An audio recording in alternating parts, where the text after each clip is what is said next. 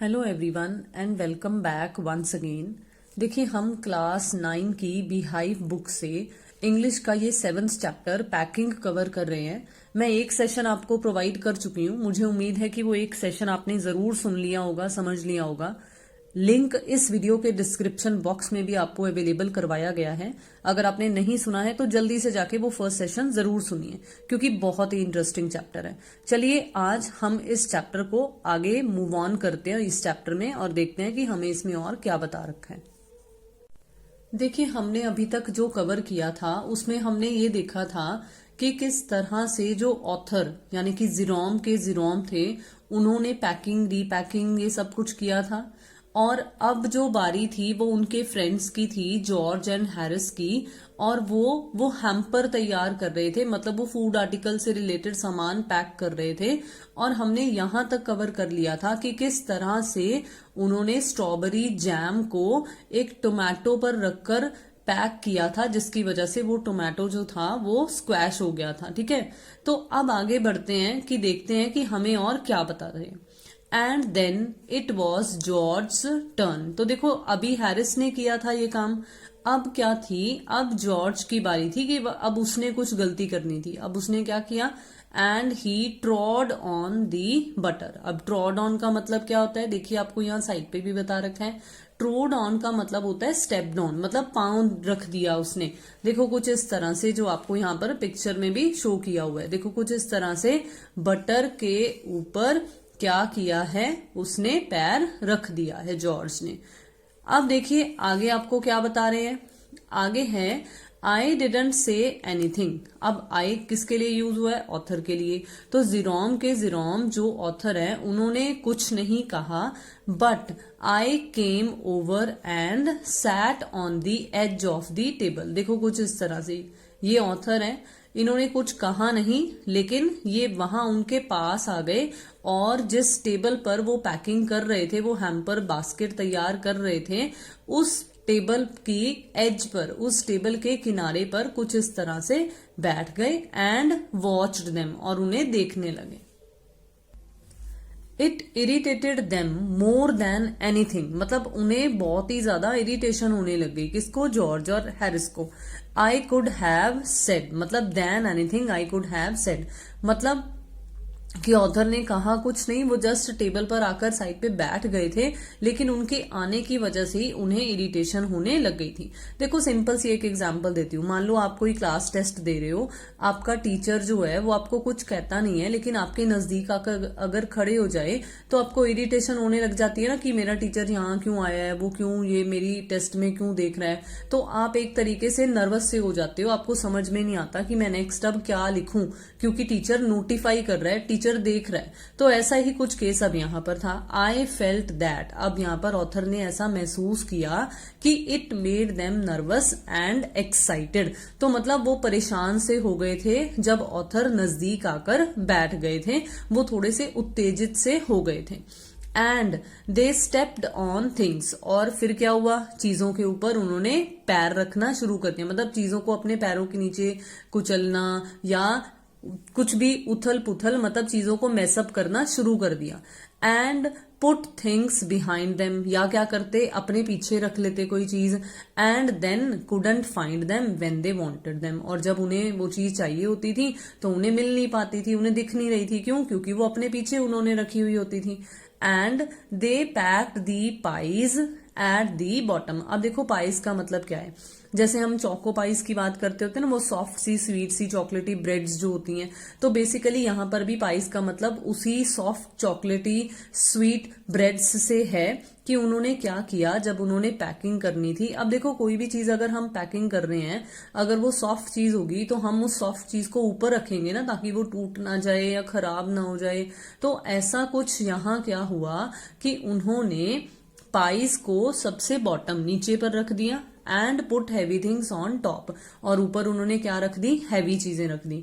अब हैवी चीजें ऊपर आने की वजह से क्या हुआ कि जो पाइस थी वो स्मैश हो गई, मतलब वो टूट फूट सी गई। आगे क्या हुआ, दे upset salt over everything.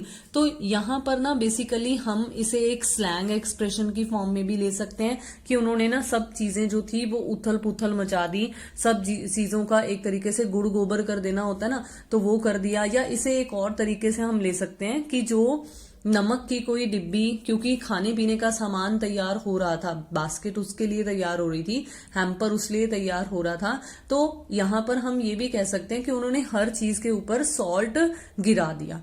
And as for the butter, और अगर हम बटर की बात करें, या अगर ऑथर यहां पर बात कर रहे हैं कि अगर जहां तक बटर का सवाल था, तो बटर के साथ क्या हुआ, I never saw two men do more with 1 and 2 pence worth of butter in my whole life than they did।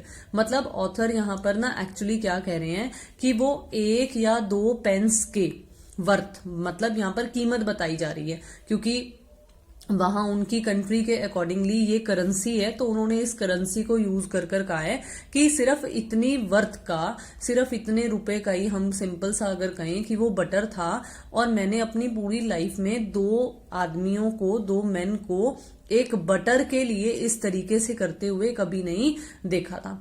तो अब क्या हुआ, after George had got it off his slipper. अब ऑफ कौन से वाला है, OFF वाला है, मतलब जब जॉर्ज ने अपने स्लीपर से, क्योंकि उसने ट्रॉड ऑन कर दिया था ना, स्टेप कर रख दिया था अपना ऊपर बटर के, तो जब उसने अपने स्लीपर से उसे उतार दिया, they tried to put it in the kettle, तो उन्होंने कोशिश की कि उसे केटल में डाल दिया जाए।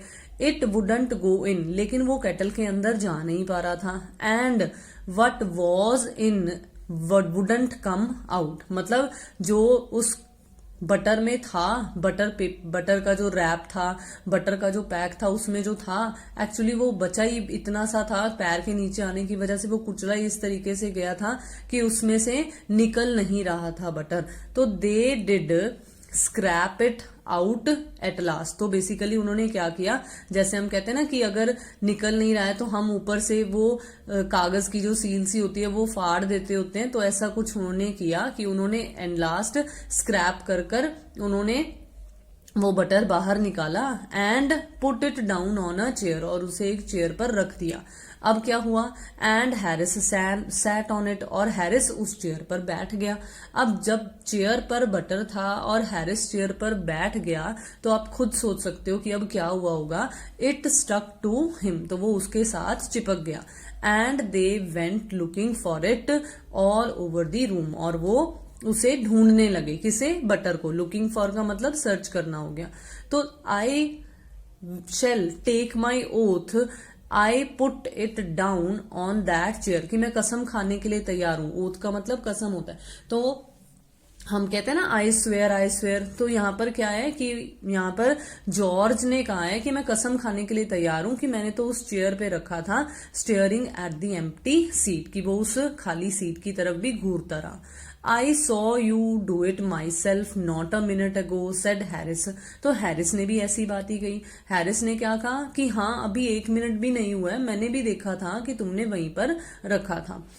Then they started round the room again looking for it. अब फिर से उन्होंने कमरे में घूमना शुरू कर दिया, मतलब कमरे में छानबीन करना शुरू कर दिया कि आखिर बटर गया कहाँ। And then they met again in the centre and stared at one another. तो अब यहाँ पर क्या हुआ कि मतलब एक दूसरी साइड में घूमने गया है, ढूंढने गया है, एक दूसरी साइड में ढूंढने गया है, तो वो दोनों आपस में सेंटर में आकर फिर से मिले और एक दूसरे की तरफ स्टेयर करने लगे। अगर हम कोई चीज ढूंढ रहे हो तो हम एक दूसरे की तरफ घूर के यही इशारों में पूछते हैं ना कि मिला क्या, मिला क्या। तो यहाँ पर क्या हुआ, most extra ordinary thing I ever heard of, said George. George तो कहता है कि मतलब इतनी अजीबोगरीब बात मैंने तो कभी आज तक सुनी ही नहीं। सो मिस्टीरियस, सेड हैरिस। तो हैरिस ने भी ऐसा कुछ ही कहा कि इतना ज्यादा रहस्यमय कि कहाँ गया butter. Then George got round at the back of Harris and saw it. तो अब आखिरकार क्या हुआ कि जो जॉर्ज था ना, वो ना हैरिस की बैक साइड पर चला गया, घूम गया, वहां गया और उसे आखिरकार वहां दिख गया। अब क्या है, why here it is all the time, he exclaimed indignantly. Indignantly का मतलब होता है एंगरली, मतलब गुस्से से आक्रोश में आते हुए उसने चीखते चिल्लाते हुए कहा कि ये सारे टाइम का शुरू से यहां पर था और हमें पता नहीं चला। Where cried Harris spinning round. अब हैरिस को तो ये था ना कि जब वो मेरे पीछे घूमा है तो मेरे पीछे कहीं पर है बटर, तो वो भी घूम गया, स्पिन हो गया, स्पिनर होता है ना घूमता है, तो वो भी गोल घूम गया और उसने कहा कहाँ है कहाँ है। अब उसको बेचारे को थोड़ी ना खुद दिखना था कि कहां पर था, क्योंकि बटर तो उसी के पीछे चिपका हुआ था। Stand still can't you roared George. अब रोर का मतलब वैसे तो होता है दहाड़ना, लेकिन अब जॉर्ज शेर थोड़ी ना था कि वो शेर की तरह दहाड़ेगा। यहां पर रोर का मतलब बन गया शाउट, कि शाउट करते हुए, फ्लाइंग आफ्टर हिम मतलब उसके पीछे भागते हुए कि रुको रुको यहीं रुके रहो, क्या तुम खड़े नहीं हो सकते हो एक जगह टिक के। तो and they got it of, और अंते उन्होंने क्या किया, वो बटर उतार लिया। And packed it in the T pot, और उसे टी पॉट मतलब चाय की जो केतली होती है उसमें पैक कर दिया। अब देखो अब क्या है, अब यहां पर आपको एक डॉग का नाम दे रखा है। अगर आपको याद हो तो मैंने अभी अभी इस सेशन में आपको एक पिक दिखाई थी, तो अगर आपने ध्यान दिया हो तो आपको उस पिक में ना एक डॉग भी दिखा होगा। अगर नहीं देखा ना तो जल्दी से वीडियो रिवाइंड करो और देखो। अब आपको यहां पर एक डॉग का नाम बता रहे हैं। डॉग क्या है, मॉन्टमोरेंसी was in it at all. Of course का मतलब होता है कि कोई शक की बात नहीं है या निसंदेह। तो अब ऑथर यहाँ पर ये कह रहे हैं कि इसमें कोई शक की बात नहीं है कि अब मॉन्टमोरेंसी का आना भी जायज था, कि वो भी बीच में शामिल हो गया। मॉन्टमोरेंसीज एम्बिशन इन लाइफ, एम्बिशन का मतलब होता है एम या गोल या मकसद। तो डॉग का मकसद बता रहे हैं कि डॉग का एक ही मकसद था लाइफ में, इज टू गेट इन दी वे। अब गेट इन दी वे का मतलब होता है इंटरफेयर करना, कि एंड बी स्वॉर्न एट। और स्वॉर्न एट का मतलब क्या होता है, देखो यहां लिखा भी हुआ है। स्वॉर्न एट का मतलब है गेट स्कोल्डेड, मतलब बीच में दखल अंदाजी करता था वो डॉग, और गालियां खाए बिना, डांट फटकार खाए बिना उसे चैन नहीं आता था। If he can squirm in anywhere, squirm का मतलब होता है एंटर होना, दाखिल होना, प्रवेश करना। तो अगर वो कहीं पर भी जा सकता, where he particularly is not wanted, जहां पर इवन उसकी जरूरत भी नहीं है, उसे नहीं होना चाहिए। अब पैकिंग का काम हो रहा था तो डॉग की कोई जरूरत नहीं थी, लेकिन वो डॉग बीच में घुस रहा था, दखल अंदाजी कर रहा था। और हो क्या रहा था, वो क्या क्रिएट कर रहा था सीन, बी अ परफेक्ट नॉजियंस, मतलब परफेक्ट सिरदर्द बन रहा था उन लोगों के लिए, एक तरीके से परफेक्ट ट्रबल बन रहा था उन लोगों के लिए।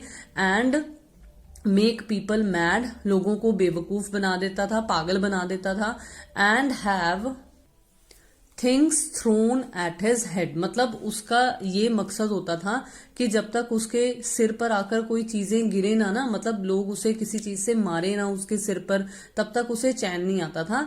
Then he feels his day has not been wasted, मतलब तब उसे ये लगता था कि मेरा दिन बेकार नहीं गया। तो बेसिकली आपको यहाँ पर डॉग के नेचर का बताया गया है कि डॉग जो था वो कितना ज्यादा नॉटी था, कितना ज्यादा हर एक काम में दखल अंदाजी करता था और एक सीन क्रिएट कर देता था, प्रॉब्लम क्रिएट कर देता था। अब आपको क्या बता रहे हैं, to get somebody to stumble over him. अब टू गेट समबडी यहां पर क्या मतलब बता रहा है, कि किसी को मजबूर कर देना। टू स्टम्बल ओवर हिम, अब स्टम्बल का मतलब क्या होता है, स्टम्बल का मतलब बेसिकली है फॉल ओवर हिम, मतलब सिंपल सी बात कि किसी को मजबूर कर देना कि कोई किसी चीज से उस पर लुढ़के या कोई चीज उस पर लुढ़काए या गिराए। And curse him steadily for an hour, मतलब लगातार, स्टेडिली मतलब कॉन्टिन्यूसली 1 घंटे तक लगातार उसे गालियां निकाले, उसे डांटे, उसे कर्स करे। Is his highest aim and object, तो उस डॉग का ये एक मेन मकसद हुआ करता था, मेन एक ऑब्जेक्टिव हुआ करता था। And when he has succeeded in accomplishing this, अब सबका एम होता है ना कि हम, मतलब सबका ये एक इशू होता है ना कि हमारा जो हम लाइफ में एम है हम उस एम को हासिल करें। तो अब यहाँ पर ऐसा ही कुछ कंसेप्ट आपको बता रखा है कि जब वो डॉग इस गोल को अचीव करने में, इस एम को अचीव करने में सक्सेस हो जाता था, मतलब सक्सीड हो जाता था, उसे सक्सेस मिल जाती थी, तो his conceit becomes quite unbearable. अब कंसीट का मतलब यहाँ पर बताया गया प्राइड से, घमंड से, मतलब जैसे पता नहीं उसने क्या हासिल कर लिया हो, एक अजीब सा ही ना घमंड उसके अंदर आ जाता था, एक अजीब सा प्राउड हो जाता था, वो अपने आप में ना सेटिस्फाइड फील करता होता था कि आज अब दिन बढ़िया रहा है। मतलब एक होता है ना, कई बार हम बच्चे को कहते हैं ना कि तुम्हें अगर गालियां ना पड़े तो तुम्हें चैन नहीं आता, तो इस तरीके का कंसेप्ट उस डॉग के साथ होता था कि उस डॉग को भी जब तक गालियां नहीं पड़ती थी, डांट फटकार नहीं पड़ती थी, या किसी चीज से हिट नहीं किया जाता था, तब तक उसे चैन नहीं आता था।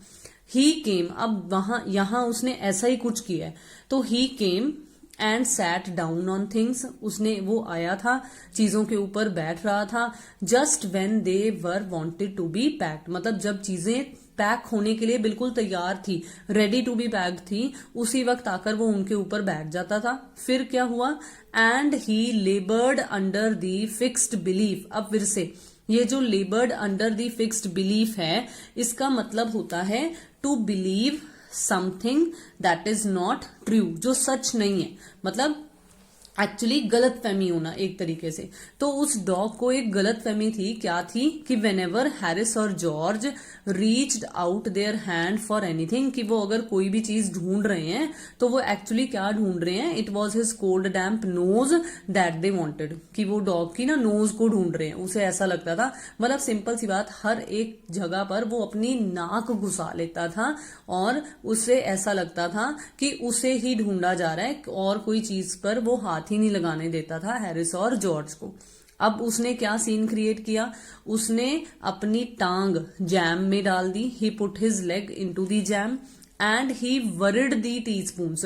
अब वैसे तो वरी करना मतलब चिंता होता है, लेकिन वरिड का मतलब यहाँ पर है डिस्टर्ब्ड। अब डिस्टर्ब्ड का मतलब भी यहाँ पर एक्चुअली हम कहेंगे बिखरा हुआ। तो उसने क्या किया था, एक तो उसने जैम में अपनी टांग डाल दी थी, दूसरा उसने जो चम्मच होते हैं ना, उन सबको एक तरीके से बिखेर दिया था। एंड ही प्रिटेंडेड, प्रिटेंड का मतलब होता है शो करना, and he pretended that the lemons were rats. तो अब वो क्या कर रहा है, नींबू जो हैं वो चूहे हैं, उसने ऐसा ढोंग किया, ये शो किया। And got into the hamper, और हैम्पर के बीच में घुस गया। क्यों, क्योंकि लेमन्स जो थे वो हैम्पर के बीच में थे ना, तो वो हैम्पर के बीच में घुस गया ये सोचकर कि वो चूहे हैं। And killed 3 of them before Harris could land him with a frying pan। अब फिर से मैं कहूंगी कि जो लास्ट पिक थी उसे फिर से ध्यान से देखिए, एक लेट मी शो यू, कि उसमें आप देखोगे कि हैरिस जो है वो फ्राइंग पैन से उसे मार रहा है। अब यहां आपको क्या बताया गया है कि इससे पहले कि हैरिस फ्राइंग पैन लेकर आता, वो 3 चूहे मार चुका था। अब चूहे तो थे नहीं वो, तो आप समझ सकते हो कि उसने 3 किन चीजों को कुचला होगा, वो लेमन्स थे जो उसने खराब कर दिए थे। देखो ये कुछ इस तरह का सीन था कि जब उस डॉग को इस तरह से फ्राइंग पैन से हिट किया जा रहा था। चलिए अब आगे देखते हैं कि आगे क्या हुआ। Harris said I encouraged him. अब फिर से मैंने आपको बताया है कि आई ऑथर के लिए यूज हो रहा है, तो हैरिस ने ना ऑथर को कहा कि तुमने इसे उत्साहित किया होगा, तुमने इसे प्रोत्साहित किया होगा कि आओ बीच में टांग अड़ाओ। आई डिडंट एनकरेज हिम, लेकिन ऑथर क्या कहते हैं कि मैंने उसे कोई एनकरेज नहीं किया था।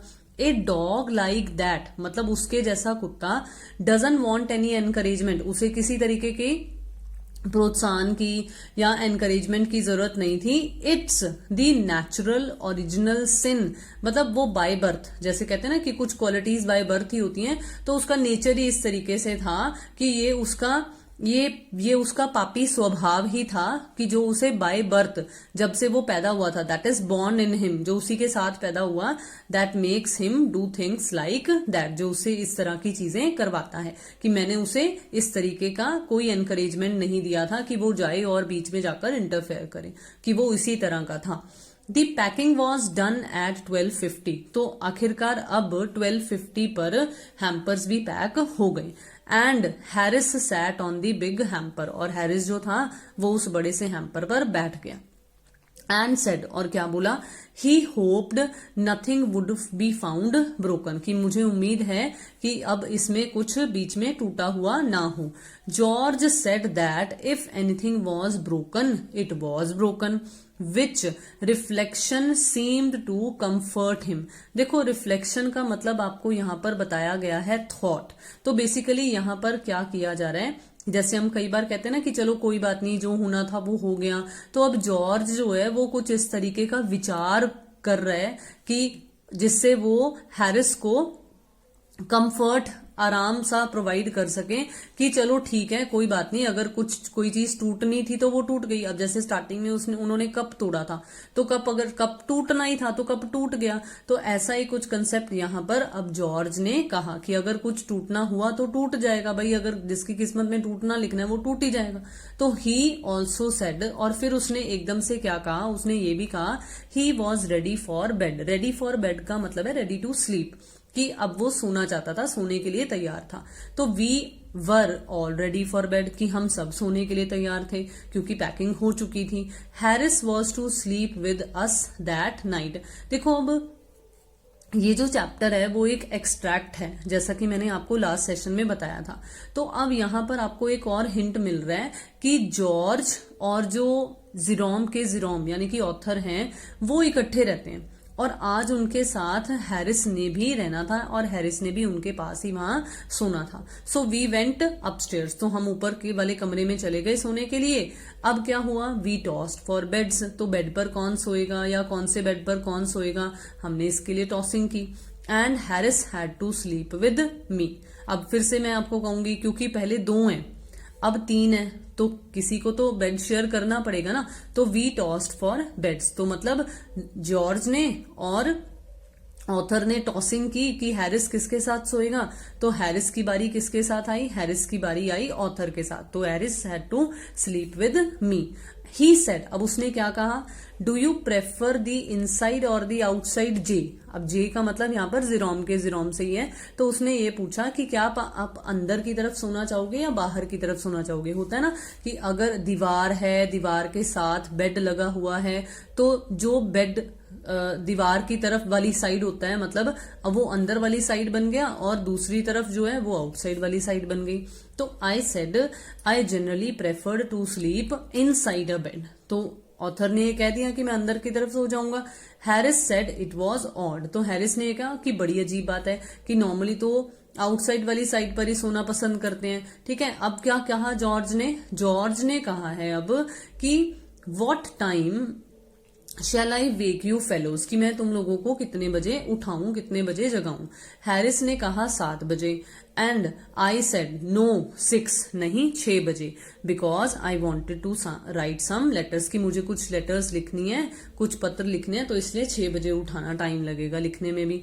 अब Harris and I had a bit of row over it. Bit of row का मतलब है कि थोड़ी बहुत कहा सुनी या थोड़ी बहुत तकरार सी हुई कि वो कह रहा था कि 7 बजे और मैं कह रहा था 6 बजे. But at last split the difference, मतलब एट लास्ट क्या हुआ, मतलब मुद्दा खत्म किया गया और क्या फिक्स किया गया, 6:30, मतलब 6:30 का टाइम जो है वो फिक्स किया गया. तो wake up at 6:30 George we said. तो हमने कहा कि जॉर्ज, ना उसकी बात ना मेरी बात, तुम एक काम करो, तुम 6:30 बजे हमें उठा देना. ठीक है. George made no answer. George ने कोई जवाब नहीं दिया. And we found on going over, और जब हम उसके पास गए तो हमने देखा कि वो सो चुका था. देखो, he had been asleep for some time, तो वो उस टाइम के लिए, कुछ टाइम के लिए सो चुका था. So we placed the bath where he could tumble into it. अब टम्बल का मतलब क्या होता है, देखो जैक एंड जिल वाली याद करो पोएम, उसमें क्या था, जिल केम टम्बलिंग आफ्टर. तो टम्बल का मतलब होता है फॉल, गिरना. तो यहां पर बेसिकली क्या कहा जा रहा है कि हमने अब क्या किया, हमने जहां पर जॉर्ज सोया हुआ था जिस बेड पर, उस बेड के पास नजदीक ना बाथ टब लाके रख दिया, ताकि जॉर्ज जब सुबह उठे तो वो उठते ही बाथ टब के अंदर जाकर गिरेगा तो उसे अच्छे से नींद उसकी खुल जाएगी. On getting out in the morning, ठीक है, and went to bed our self. तो ऐसा कर कर फिर से ये एक मजाक सा कर कर अपने फ्रेंड के साथ प्लानिंग सी कर कर कि सुबह उसके साथ ऐसा होगा, और वो दोनों यानी कि ऑथर और हैरिस जो थे वो दोनों भी सोने चले गए। तो मुझे उम्मीद है कि ये जो एक्सट्रैक्ट था 3 men इन अ बोट, जिसे लिखने वाले ये ऑथर का नाम आपको अब यहाँ पर भी क्लियर किया हुआ है, जिरोम के जिरोम, ये आपको लाइन बाय लाइन एक्सप्लेनेशन बहुत अच्छे तरीके से समझ में आ गई होगी। जुड़े रहिए चैनल के साथ। अगर आपने अभी तक नहीं सब्सक्राइब किया है तो जल्दी से चैनल को सब्सक्राइब कर लीजिए, शेयर कीजिए वीडियोस को, लाइक कीजिए वीडियोस को। Thank you so much and have a nice day.